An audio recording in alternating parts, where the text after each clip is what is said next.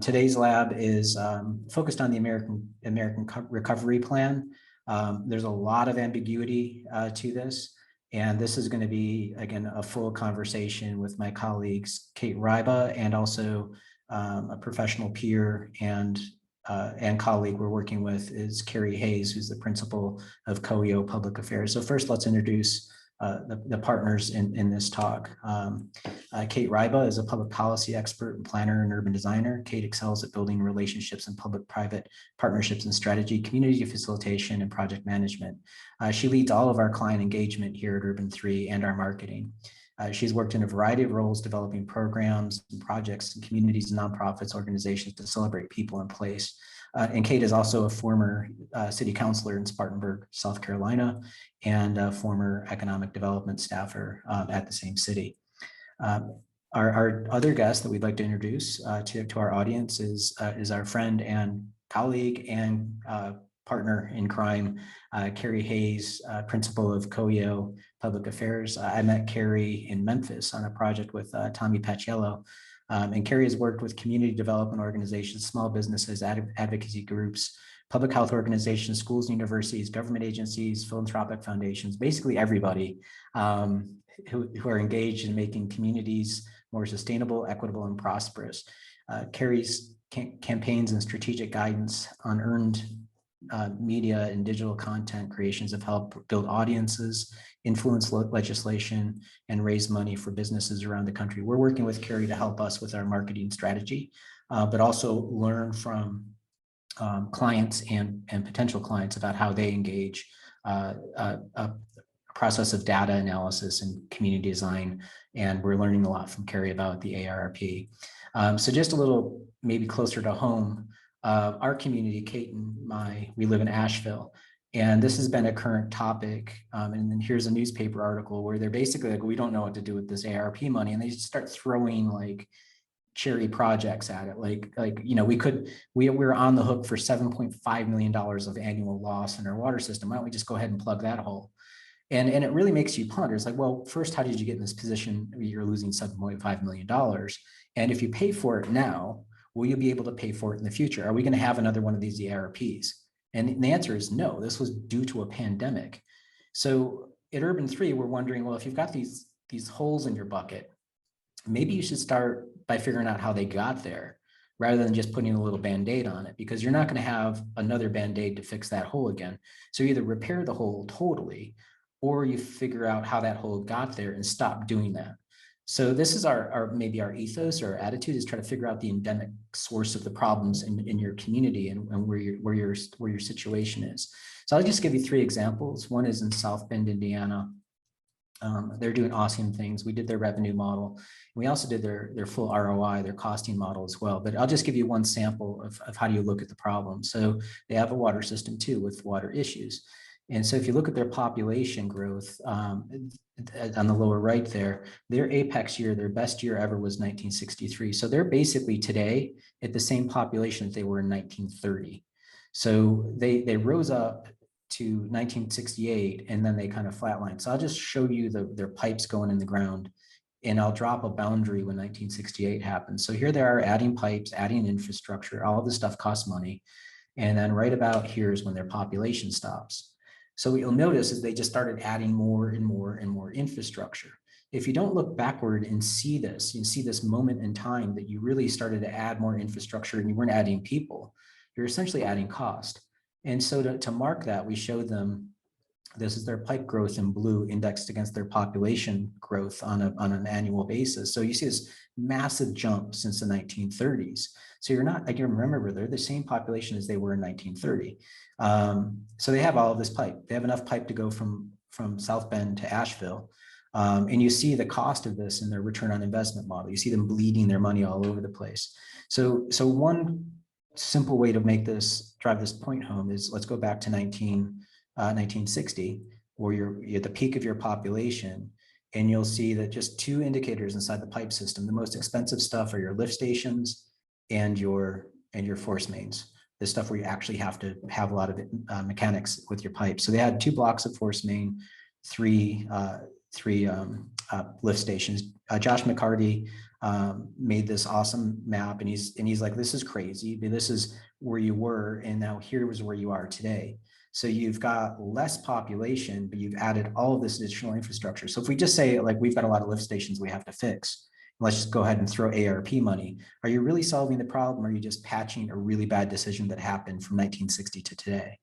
And this is, again, one of the ways you have to interrogate where your problems are and just say, like, we can't afford this. Now, in South Bend's case, what's awesome, what they're doing now is they won't take any more lift stations. They require 2 bond cycles of future payment to pay for these, because they're just like, we're not going to take a developer's gift that it's going to turn into a future liability in our community.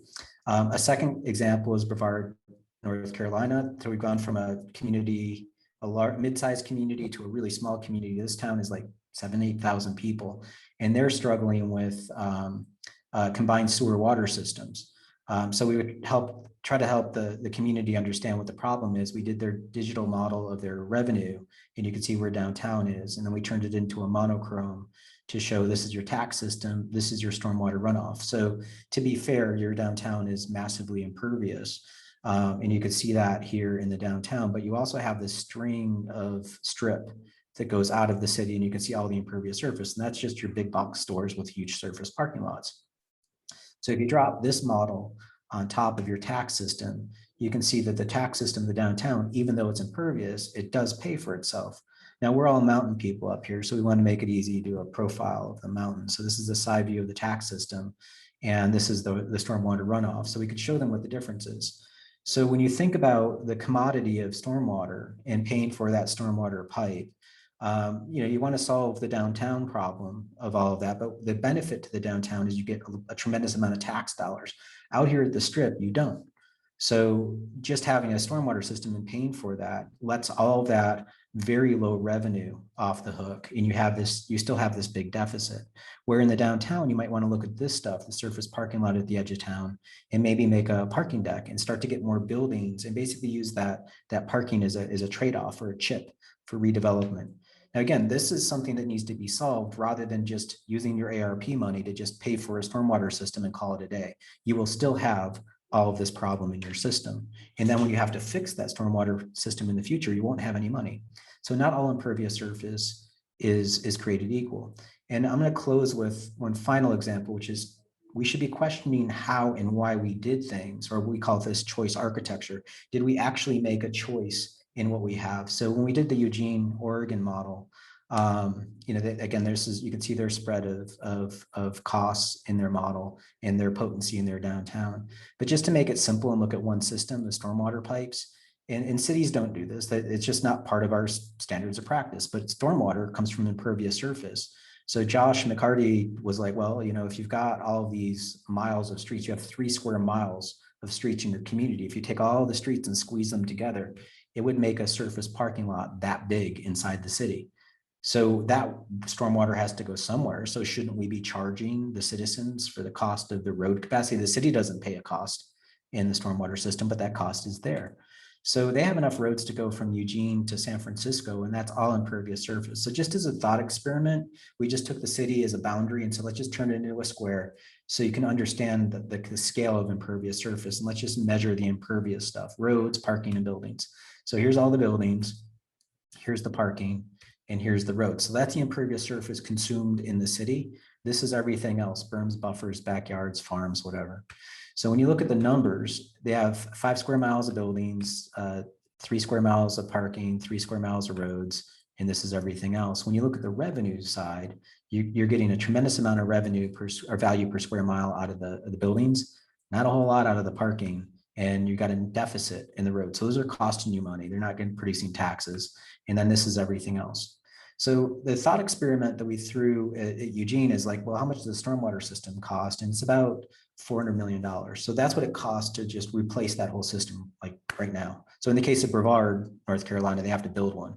But in their case, it's just like, all right, well, what is that? So what if we made a different choice, let's say 75 years ago, and Eugene was like, you know what? We're going to have more 2-story buildings instead of 1-story buildings. And that's going to take the same amount of area and squeeze it down. And if the buildings are smaller footprint, then they can get closer together, which means we have less roads. So we can actually reduce that surface area just by making one different choice 50 years ago.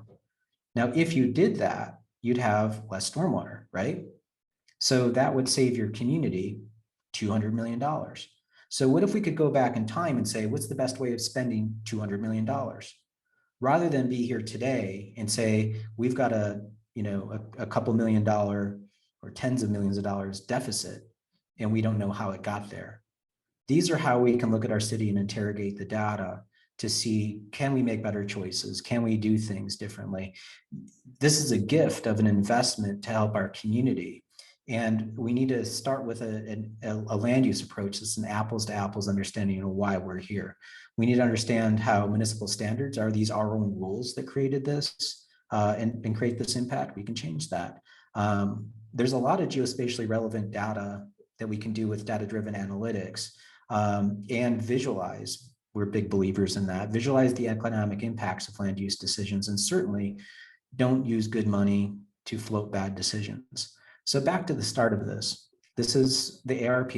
It's coming because of COVID. We wouldn't be in this position had it not been for this pandemic. And what are the lessons of the pandemic?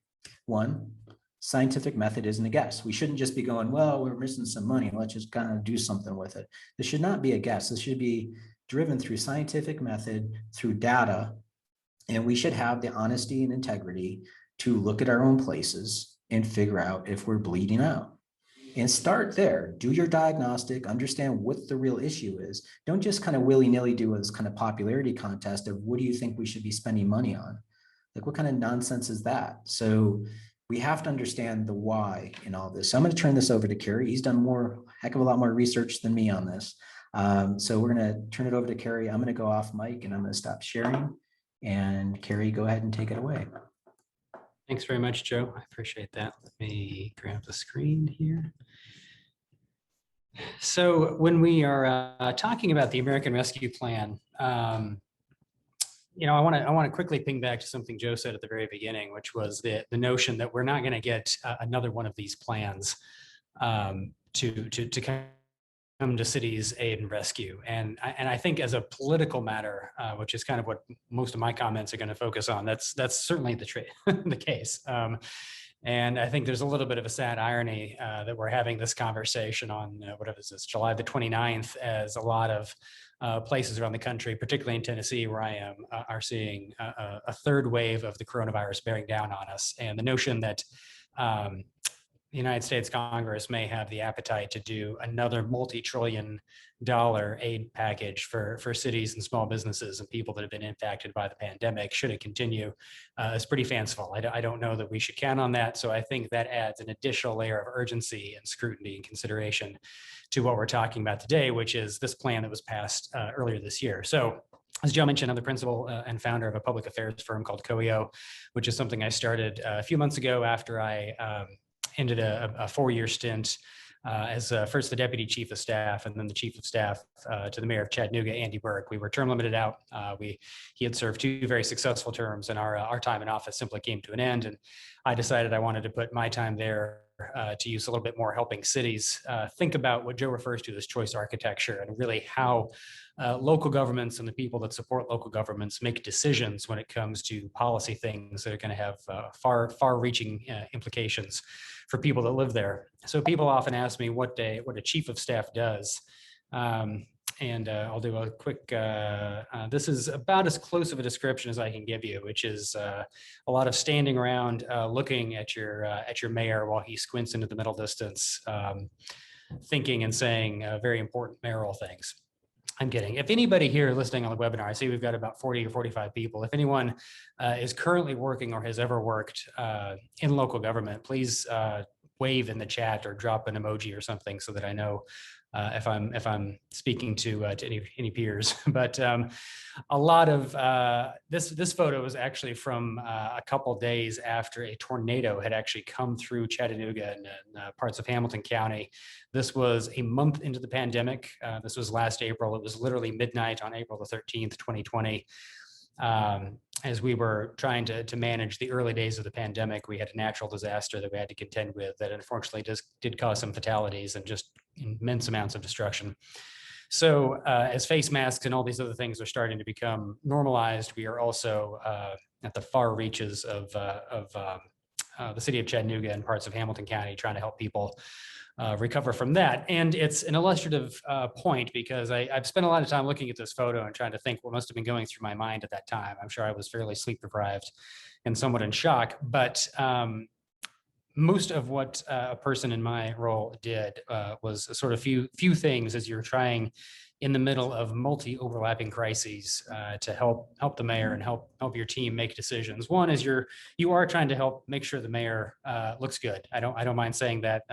That is tends to be an overriding consideration. That was never a problem with Mayor Burke. He was incredibly good at his job. We very seldom had to worry about that. But a staff person is not really doing his or her job unless you're sort of thinking about the political dimension of how your actions are going to look, how they're going to appear in the paper, how they're going to be received by different constituencies. So of course that was a consideration.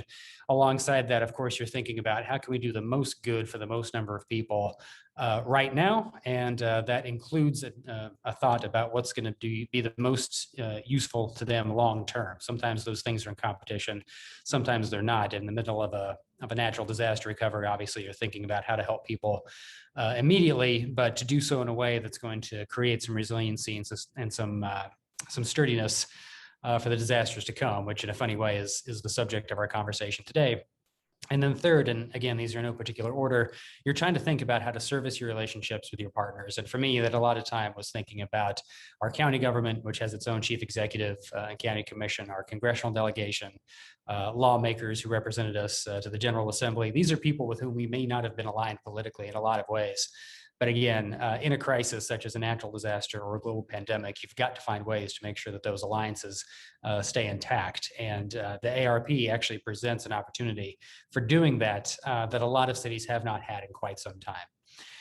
So at this point, the other thing that was happening, the other crisis we were contending with was putting together our fiscal year 2021 budget, which like a lot of cities were required to pass that at the end of June. In Chattanooga, that's typically presented at a city council meeting in the very first week of May. So right as the pandemic was hitting, right as we're issuing executive orders that are closing businesses, closing events, closing theaters, closing hotels, bringing our tourism economy and a lot of our consumer economy to a screeching halt, we are in the process of trying to literally assemble the spreadsheets that will form our spending plan for the next fiscal year. And like a lot of cities, we forecast a pretty steep shortfall. We're primarily funded through property taxes, but local option sales tax is, of course, a major piece of the pie for us. So we forecast a shortfall of about $8.5 million, and out of a $255 million budget, that is a significant chunk. You start to feel that from a service delivery standpoint pretty soon. Now, fortunately, Chattanooga did not have to do some of the really severe things that some of our peer cities had to do. We never had to go into our reserves to any meaningful degree. We didn't even have to lay anyone off. We didn't have to raise taxes. And I think at least most of our other peer cities across Tennessee had to do some version of that. But we managed to do that, which was to the credit of our incredible finance and operations team. What we did not have at any point was any help from the federal government. Something called the CARES Act was passed in April. It included some direct aid to cities with populations of 500,000 people or above. The city of Chattanooga, 180,000 people. It's growing very fast, but obviously well below that threshold. So we went more than a better part of a year without any direct aid from the CARES Act to our city, which was extraordinarily painful. Fast forward to the results of the 2020 election. Joe Biden is elected, sets to work on another aid package, which is the subject of our talk today, the American Rescue Plan. Thanks to a Herculean lobbying effort by the National League of Cities, U.S. Conference of Mayors, National Association of Counties, many other good advocacy groups, of a $1.9 trillion package, there was, I think, 65 billion, maybe 65 and some change that was set aside for cities and counties. So for the city of Chattanooga, that meant we were informed we would be receiving $39.7 million as a percentage of our general operating budget, a tremendous amount of money. Hamilton County, again, separate government, was going to receive a separate allocation of $70 million. I do not know, and no amount of research I've been able to do has been able to tell me what the formula was for deciding which cities and which counties got those allocations. I know cities about Chattanooga size that got far more. I know some that got far less. I can't quite determine the rhyme or reason for that. And maybe someone watching this has some information there they could share. I say all that to say we knew the money that we were going to get before we were given any guidance whatsoever on how we could spend it. So that created a funny problem, compounded by the fact that this is, again, earlier this year, when we're getting this information. And as I mentioned, my mayor was preparing to leave office in mid-April. So we knew this was going to be a terrific opportunity and a terrific challenge for his successor, for my successor. And we did as much as we could to try to help situate some of the things we felt were important, knowing what little we knew about the guidance that we were going to be given around those dollars. So in all that thinking, and as we were preparing for our talk today, I wanted to do what any good recovering English major does, which was ruminate a little bit on the meaning of the word rescue, because there were a lot of clever acronyms floating around for what this Biden stimulus package, COVID recovery package was going to be called, but he was very insistent on making sure the word rescue was included. And as I was thinking about that, I was thinking about what that means to cities. So again, without editorializing too much, I think another wave of COVID cases may be bearing down on us. This is an example of a threat from which we need to be rescued, which is something long-term. We may see it coming, we may not, but there are things that we can do to mitigate against it. In the form of the tornado example that I used earlier, that was very unexpected, incredibly short-term, created immense havoc, but still something that we needed to try to recover from in a more resilient way. But in any case, a rescue is something that you think about. Both the threat is external and the salvation that you might be receiving is external. And that really keys in on something important to the way I think Urban 3 approaches these things. And what I want to make sure we respond to today, which is that a lot of the fragility that cities were experiencing when the pandemic hit was self-created. As we're considering the ways that cities are thinking about how to spend their ARP allocation, we want to make sure that we're not enabling some of the bad behavior that Joe mentioned earlier. And with all the respect to anyone who may know someone who struggles with gambling, what we make sure we don't want to do is recommend that cities treat this like they've just gotten a new credit card at the casino, because as Joe mentioned, there's a tremendous amount of opportunity. There's a lot of advice coming into mayor's office all across the country. I guarantee it. There's a lot of very big, shiny, capital-intensive projects that people may think or may wish qualified under the ARP, which do not. But if this is nothing more than cities perpetuating some bad behavior and repeating some of the same fiscal behaviors that created the fragility that we were all suffering from in March 2020 in the first place, it will be a tremendously missed opportunity. So we do know, this is sort of the meat of what I want to make sure is understood. But we do know, according to Treasury's interim final guidance, and I say that with some quotes around it because it's a very funny term, interim final. So until we get the final guidance, we have a 42-page rule called the interim final guidance, which details some of the things that ARP money can be spent on. That includes premiums to essential workers. So those municipal employees, public safety workers, public works employees, potentially some social service employees, childcare, so on and so forth, who could not stay home during the pandemic. Well, those of us, people like me, got to stay in my apartment and do my job via Zoom. Individuals that had to be on the front lines of delivering services who could not, did not have the option to stay at home, truly essential workers, they are allowed to be paid a premium out of this money. The sewer and stormwater projects that Joe mentioned from those examples in Brevard and South Bend, those do qualify for better or for worse. We think that creates a pretty problematic precedent potentially. What I would call broadband stuff, a sort of very fuzzy guidance around expanding municipal broadband. I'm a big believer in that. Believe me, it's done transformative things to the city of Chattanooga, and it's encouraging to see that that qualifies, but that is a qualified expense. The last two bullet points are, to me, the most quizzical and the ones that I think we can spend the most time sort of debating what they mean. Replace lost revenue, which in our case, as I mentioned, $8.5 million was what we expected to lose. Like a lot of cities, one of the big underreported municipal government stories coming out of the pandemic was we actually didn't lose that much revenue.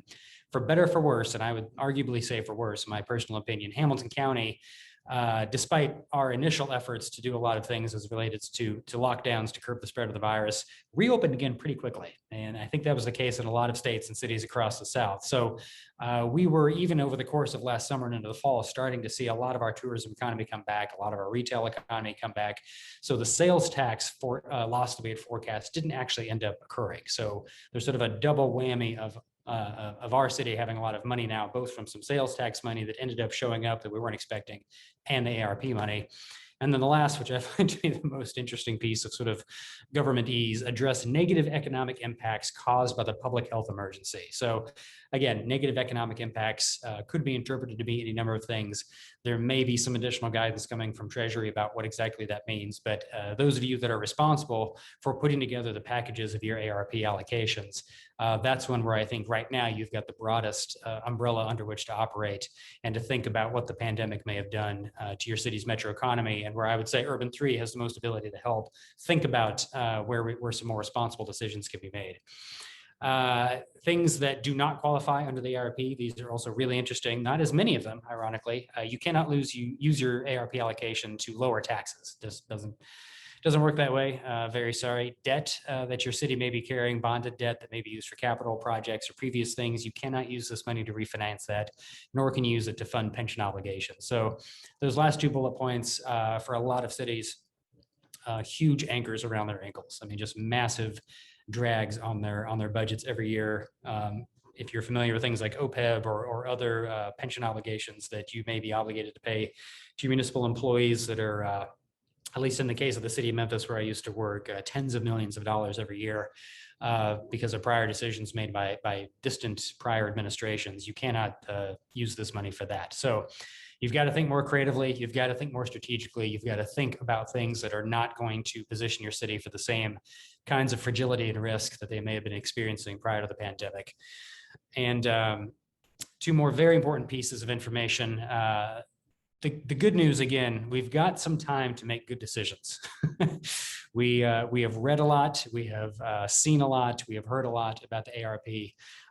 We are, I think, in real time now trying to understand what Congress may need to do if another third wave were to hit and there's another prolonged period, even a short-term one, of some business interruption. But for now, for this particular pile of money that your city is sitting on, you've got until the very end of 2024 to obligate those funds, meaning figure out how to spend them. And then you've got another 24 months after that to actually spend them. So this, in government terms and political terms, is distant future. We are, at least at the county level, 3 electoral cycles away from needing to have all that money spent. And those of you that remember the Obama stimulus money from 2009, it was many years subsequent to that you would see, capital projects funded, maybe transportation projects funded, other things that were trying to claim credit from that stimulus package, plausibly claim credit from that stimulus package. So I would assume somewhere 2025, 2026, we'll see the same political pressure to communicate that whatever it is you choose to spend your money on can be traced back to Joe Biden's legislative win early in his administration, 2021. So I'll just end that to say, and then I'm glad to give it back to Joe and Cate for some discussion. We really are at a transformative moment, and despite my sarcasm and some even my cynicism about what could happen moving forward, I was doing a little research, and a friend of mine on Twitter, we were chatting about. I think we're missing an opportunity to communicate exactly what an important moment this is. So I found all these great posters from the New Deal. This is from 1936, I think. But just this idea that we really are at the precipice of being able to think about reshaping some things at the local level, at the metro level, in terms of the way our economies are structured. And if we miss that, it will really be, in many ways, a squandered opportunity. I think it will, for a generation, dissolve more trust between local governments and the federal government, which we certainly need. I think it will, as we said, create more fragility and more risk and more uncertainty within economies that we really don't need at the local level. And so I'm hopeful that we could start making some decisions this year and next year that will avoid that and set ourselves on a course that's a little bit more sustainable and a little bit more resilient. So with that, I'm going to quit sharing my screen, and I'm eager to hear what others have to share, what Joe or Cate may have to share about that. Okay. So Kerry, when you've gone through and looked at, are there some best practices that you're seeing, or any like bright ideas or bright spots that you're seeing from around the country and what cities are currently doing and starting to look in this? Yeah, it's interesting, Joe. I think it's, as far as I can tell, looking around, it's sort of falling into some of the same community engagement processes that a lot of cities either do or don't do as it relates to building their annual operating budgets. In the city of Chattanooga, we used a zero-based budgeting process under Mayor Burke's administration that we called budgeting for outcomes, which took an exhaustive amount of community engagement. I mean, lots of town hall meetings, public surveys, things of that nature, things that will not be super shocking or disruptive to this audience. But that is something I don't know if our new mayor is going to choose to pursue that same methodology. I think there's a lot to recommend it.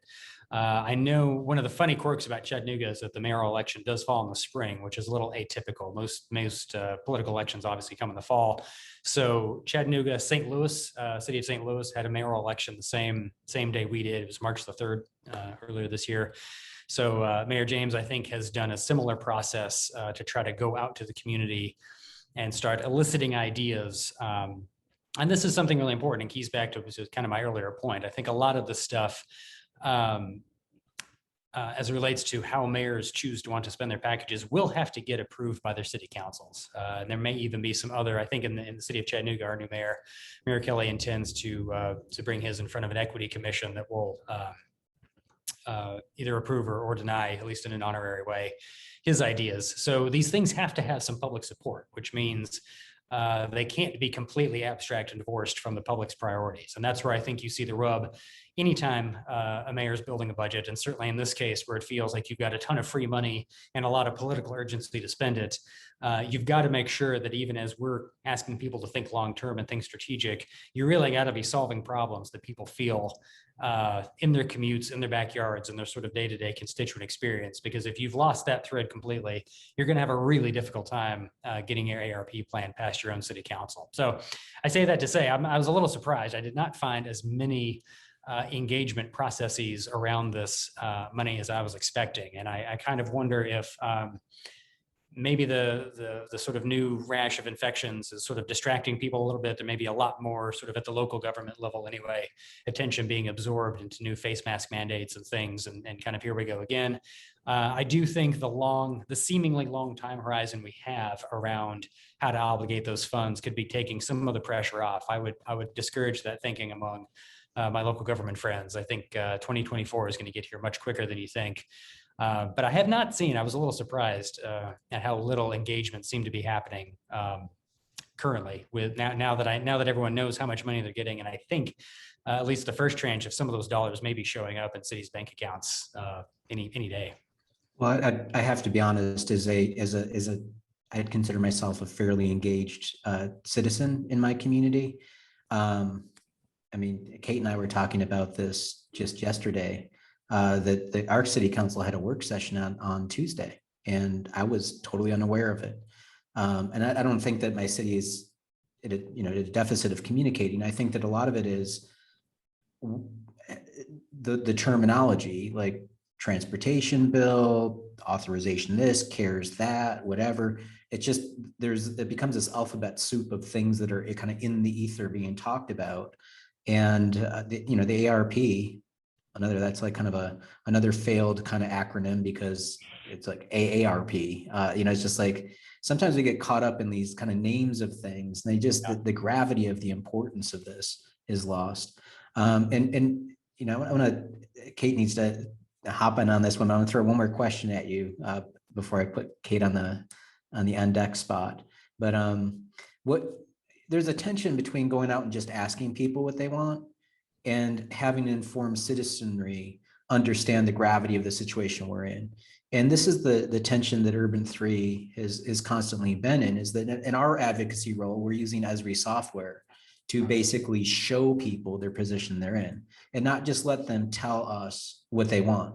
And I commonly joke in my presentation that, like, yeah, if it's about what we want, then yeah, I want to be 6 foot tall and have a full head of hair.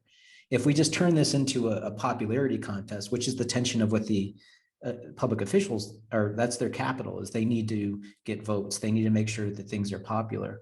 But how do we get the citizens to understand the gravity of the situations that we're in? So it's not just about building another road to nowhere and hoping that it works better this time, or that monorail. Like, how do you really pivot that information? We would advocate through the use of technology and information and have more of a smart city.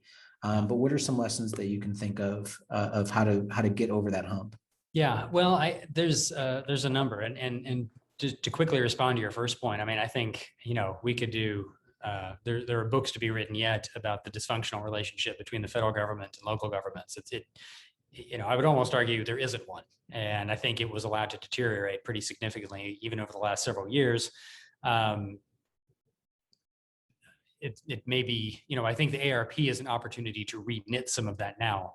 And I would hope, to your point, I think at the constituent level, of course, this seems incoherent and confusing and almost designed to be so. That there's multiple bills, they're on different time cycles, the authorizations are very confusing. Doesn't feel like anyone in DC is really talking about the main thing. None of them seem to have any understanding about the kinds of things that a small business owner in Asheville or Chattanooga may need. Certainly at the city staff level, there's an equal amount of incoherence about, are we allowed to spend this? Can we spend it? Are we getting in trouble? Does this put some other pot of funding at risk? Don't mind peeking, take everybody behind the scenes. It's very confusing for city staff. If you think it's confusing as a constituent, it's confusing for the people whose job it is to spend the money. I was having coffee with a reporter friend this morning, and we were talking about some of the federal money that's come down to try to forestall evictions, of which there is tremendous amounts. I mean, millions and millions of dollars that's separate from this money that we're talking about, that is meant to try to keep people in their homes. And ultimately, at the end of the day, in cities, all across the country, that is the job of civil service staff who are sitting at a desk trying to process incredibly dense, sometimes confounding regulations in order to get money into the hands of people that really need it. And that's really problematic. I don't suggest we have the solution to that here and now, but I say that to say, I think, one of the things that I'm sort of cautiously optimistic about the American Rescue Plan and how it gets spent is that I hope it sort of creates a new, at least line of communication, if not a real strong trust between the White House and city halls all across the country. To your second question, I think that one of the points that you've made, and which I would fully agree with if I were, still a chief of staff or I were a city council member somewhere across the country, yes, of course, you've got to invest in data. You've got to invest in the tools, GIS and otherwise, that sort of give you as a policymaker a real-time understanding of where money is being spent in your city, why, what the long-term implications of that are, what eventually the tax implications of that may be, because that's where it starts to get really political. But then there's another half of that, which is investing in the people who can interpret that, because I don't believe necessarily that's a chief of staff's job or a city councilperson's job or a mayor's job. There are data analysts who are professionals who are trained in sort of helping to tell stories out of the data that your city is producing. The city's already producing data. It is already telling you things. It is, your stormwater system, your sewer system, your parking, your property taxes. It's already telling you a lot of stuff. What you need are people who are dedicated to understanding that and giving it to you in a lucid way. And I think that is something that unfortunately at the local government level is still under considered.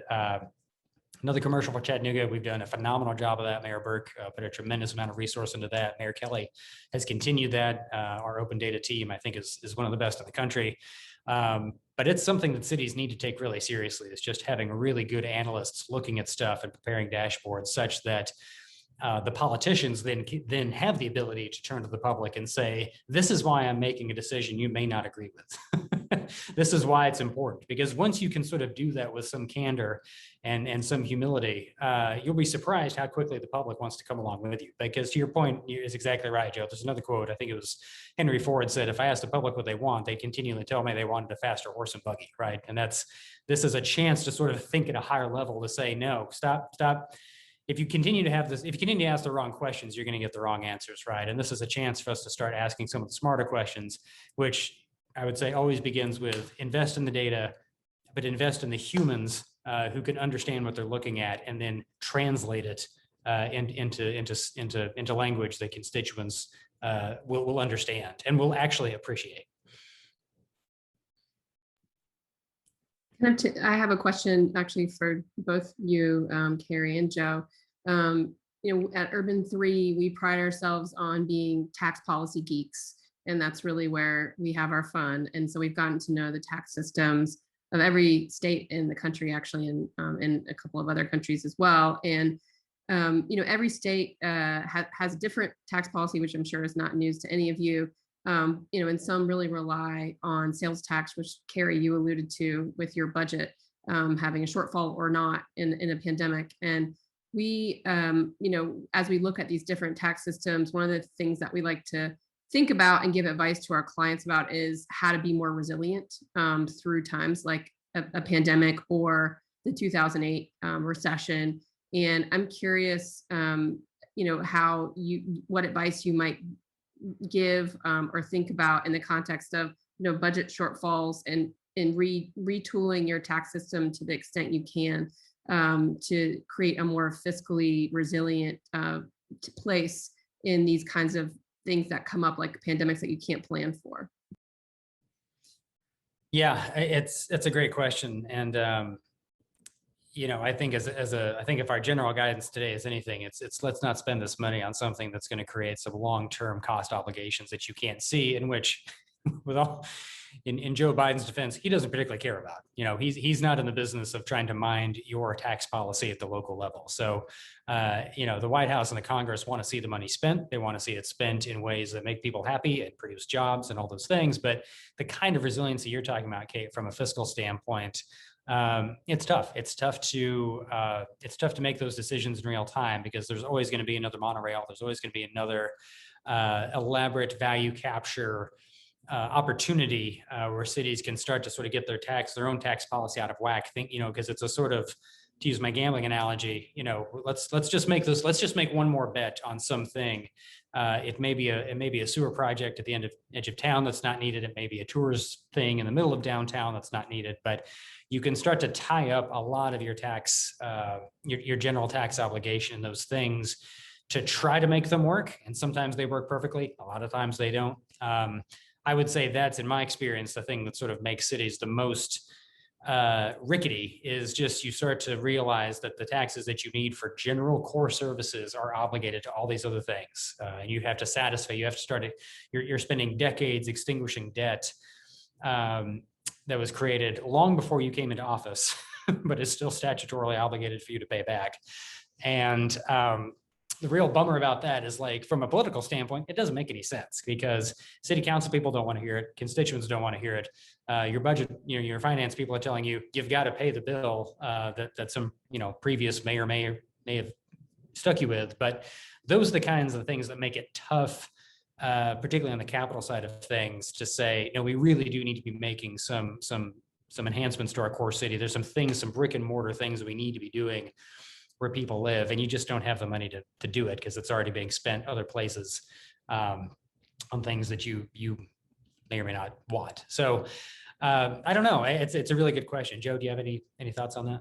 Well, I think you pointed it out in the beginning of the presentation, your presentation, that if, particularly for sales tax, if you chart your sales tax over time, and they're just chugging along, and then all of a sudden in 2020 they drop to the floor, and then it pops back up again and it chugs. Yes, you should fill that bucket of what you lost. That should replenish your budget. That's a kind of a no-brainer.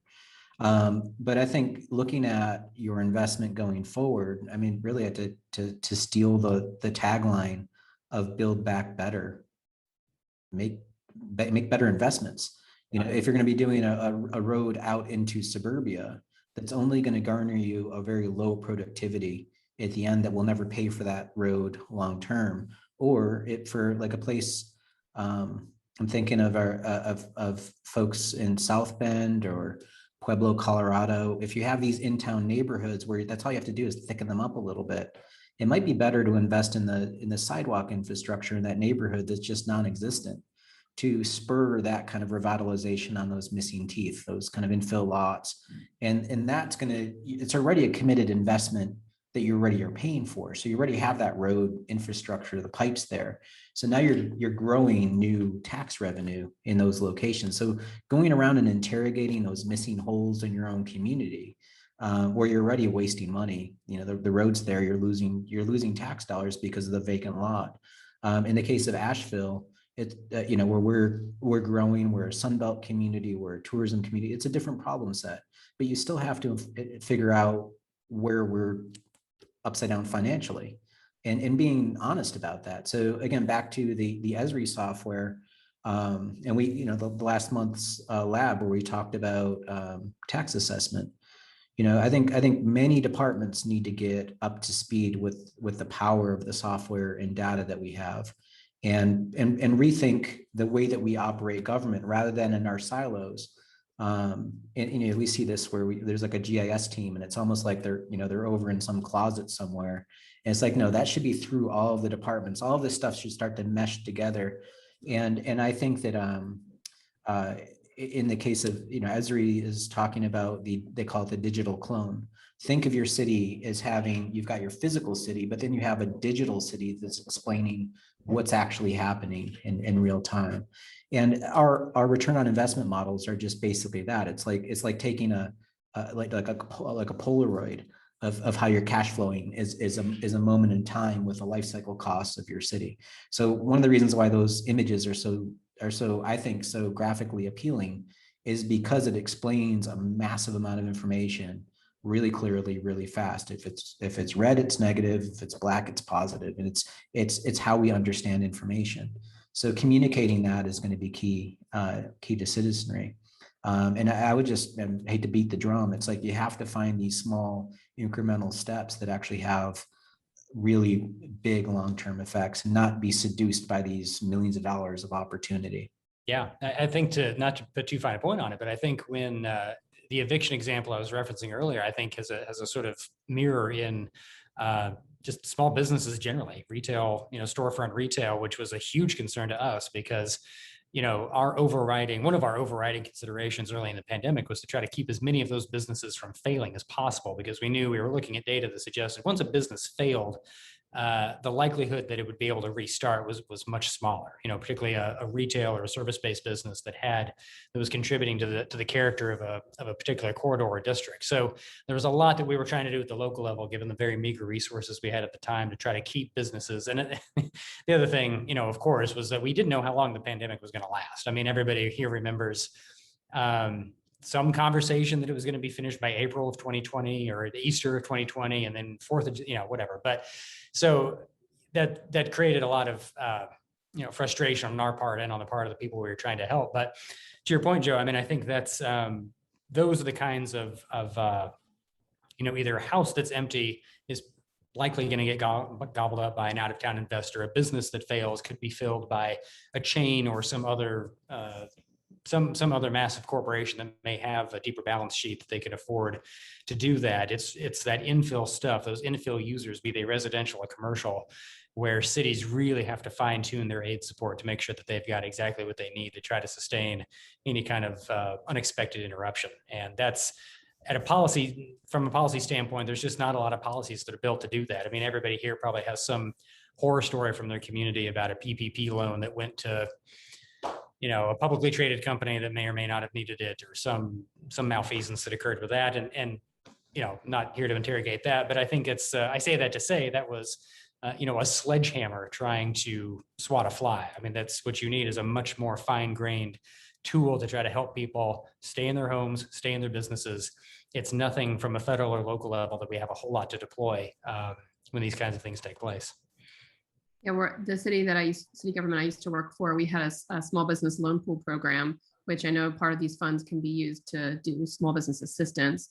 So, the city could become a lender the way that, we did in the city I worked in, with some of this money to, create a loan pool program for small businesses that can't get typical financing from a lender that requires more collateral and more oversight because they're just a small business. So yeah, that's a really good point, Cate. I don't mean to take all the time, but I mean, I think that's a pre-pandemic lesson that transcends, right? I mean, I think a lot of those businesses have a tough time securing conventional loans.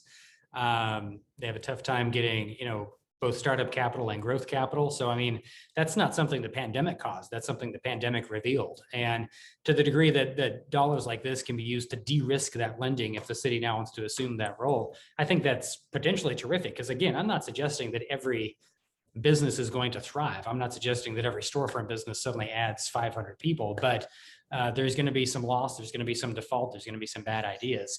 all that to me is okay and acceptable, because I think what you want is to try to keep activity going such that you're still contributing to the overall economy and character of your place. That's an excellent point. That look back to those solutions that were out there. I mean, to think that the banking institutions are going to change overnight is just silly. And I would actually just go get to questions in the chat, but I want to turn the tables a little bit to Cate and Kerry. You both interact more with the communities and clients than actually I do. And you hear what they're talking about with this. So for both of you, like what's been your experience and how folks are talking about this? Is it uniformly open-ended and somewhat we're waiting for more direction, or like what are you both hearing on the ground?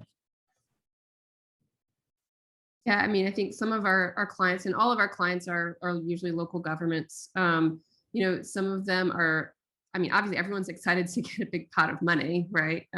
You know, there's no bad news there. And I think that a lot of our clients are looking at this opportunity to, you know, be able to use these funds for critical needs, and then be able to free up other general fund monies for those projects that they've been wanting to do for a long time, but maybe didn't have the capacity or the funding to do.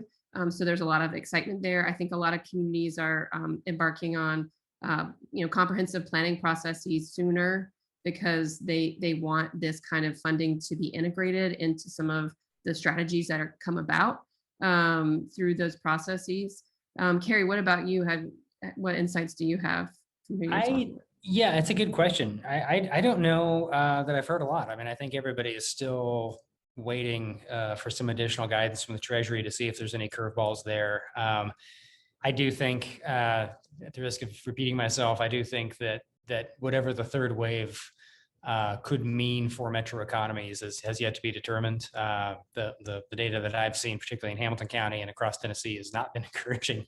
So I'm not sure, from a political standpoint, how many shutdowns or lockdowns are going to be sort of called for. But I can tell you, I mean, what I heard over and over again, at least from business owners, was that employees just did not want to come to work. Employees are not going to put themselves in a position to be made unhealthy unless, if they can absolutely avoid it anyway. And I think the same thing we'll see in schools. But I think that's where both, city level, decision makers and the public are kind of looking at each other, kind of waiting to see if there's something that happens such that we need to be more patient before, we decide how to allocate the funds. Other than that, I think like a lot of cities, there's just more pressure on repaving, pothole repair. I mean, those sort of basic constituent 101 things that all cities sort of consider to be priorities. And I would assume there's going to be quite a bit of pressure to sort of figure out if this money can be spent in that direction. Tom from Newark chimed in that they started their public process early, but put it on hold until they had more clear guidance on what was allowable, because they didn't want to get people's hopes up and then come back and say, oh, sorry, that's actually, not allowed under the guidelines. So that's really interesting, Tom. Thanks for sharing that. And we have the ability to capture all of these chat and document them as part of the website and hang that on there. Okay, good. Are there other questions from the chat section, or are they mostly just help in guidance and what other communities are doing? Someone chimed in that they'd like to see in Asheville some of the money go to community land trusts. And I know that, that could help with affordable housing, fighting gentrification, increasing home ownership locally. And housing is such a huge issue in general everywhere right now in terms of getting affordable housing, particularly here in Asheville. Have you heard anything pertaining to housing with this funding, Kerry?